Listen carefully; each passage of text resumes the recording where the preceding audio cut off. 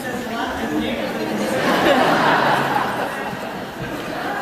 I've been deeply impressed by the neighborliness of Bellingham, something that I can tell extends so readily beyond families, beyond neighborhoods, as Martin Luther King put it, beyond our tribes, our clans, and even our nation. And so it's a great, great privilege to be here with you on this particularly special day that envisions a ceasefire. I want to say that I came from the most ordinary of circumstances imaginable. And when I was growing up, diversity wasn't something we ever heard about. In fact, the idea was to fit in. 1950s, southwest side of Chicago. And so my Uncle Dick came over from Ireland, my mother's brother, and I was very excited to meet my mother's brother, come all the way from Ireland. Now, mind you, we didn't know too much about being Irish because we were so intent on fitting in. And in came Uncle Dick, and he took one look at me, and he said, "Oh, I see what the map of Ireland written on your face." And I was upstairs for 2 hours crying, thinking all he noticed was my acne. We never heard about this map of Ireland written on your face business. And so,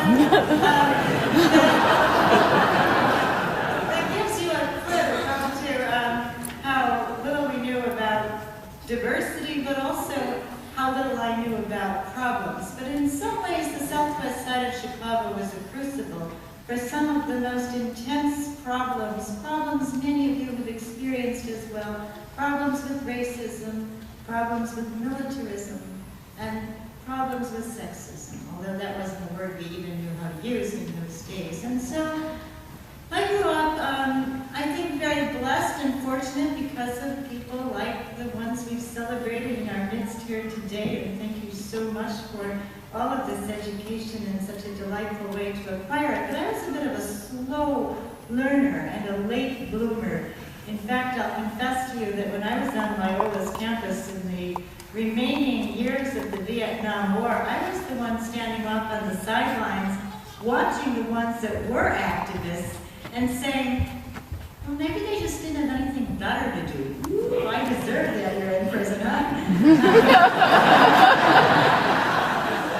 Things changed somewhat, and I think that the reality of moving into a neighborhood where there really was radical impoverishment of people did make a big difference in my life. I reached a point where I just couldn't any longer be somebody who could, well, literally plan more funerals than graduations at the alternative school where I taught kids from the Harrison Gents and the Latin Kings. And so, in my own logic, it made sense to get involved with a group of people who decided that we couldn't any longer pamper nuclear weapons while teenagers couldn't survive their own growing up years on the streets of our inner cities. And so that's how I became involved in what we call Missouri Peace Planting. And I'd like to use some of this generous time allotted to me today to tell you about that particular day of planting corn on top of a nuclear missile silo site, because it was such a learning experience for me. You know, I'm not very limber, and getting on a boy's bicycle is actually kind of difficult for me, so I thought, how am I going to make it over a fence with barbed wire on top of it? I was out on the southwest side of Chicago practicing late at night getting over fences. So my heart was thumping the morning of, and my friend Jay Lamble dropped me off, and then he was going to get out of there as fast as he could. But I knew 13 of my companions were likewise planting corn on nuclear missile silo sites that morning. For a year, we had gotten together and prayed over and planned this action. So I managed to get to the other side of the fence, and then I hung banners that said "Farms, not arms," and "Disarm and live." And then I did my first and, well, actually only agricultural act, and I took my 5 pellets of pink corn out of my pocket and planted the corn. And then, you know, I started to notice it was a beautiful morning. The birds were chirping, and the crickets were creaking, and the mist was rising off the ground.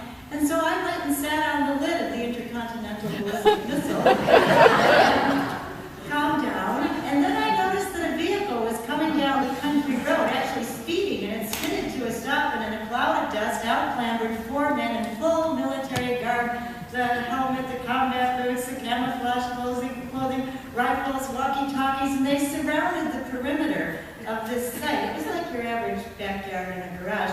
And they were kneeling down, and one of them was speaking into the walkie-talkie, "All personnel, please clear the site." Well, I was going to do whatever they said. This was kind of new for all of us. And so they told me, "Put your arms in the air, step to the left, step to the right." And I thought, "Oh, please don't make me climb that fence in front of you." They had a key. And then I was handcuffed, and I was instructed to kneel down, and this I did. And then 3 of the soldiers took off in the vehicle, I think to go and find out what does chapter 2 of the manual say to do. I left one soldier there with me, and he had a rifle, and he was behind me. And now at this point, I think I'm so preternaturally Irish, I never turned around to look at him, so I can't tell you exactly what happened. But I also am sufficiently extroverted that I think I lasted about 3 minutes in silence. And then I started to talk to him. And I told him what I've told you, really, that also we hoped that what we did might benefit children that he loved or knew, as well as children that might be in the Soviet Union and all children. And then I asked him, "Do you think the corn will grow?"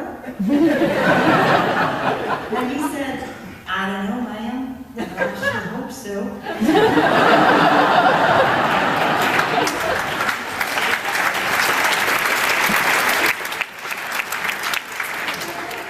I asked him, "Would you like to say a prayer?" "Yes, ma'am." So I said the St. Francis peace prayer. "Lord, make me a channel of your peace. Where there is darkness, let me sow light. Where there is despair, hope. Where there is doubt, faith." And continued to the end of that prayer. He said, "Amen." And then he asked me, "Ma'am, would you like a drink of water?" Well, I was so thirsty, when you're nervous, and I'd gone for quite some time without it. And I said, "Oh, yes, please." And then he said, "Ma'am, would you please tip your head back?" I can still feel that water dribbling down my chin.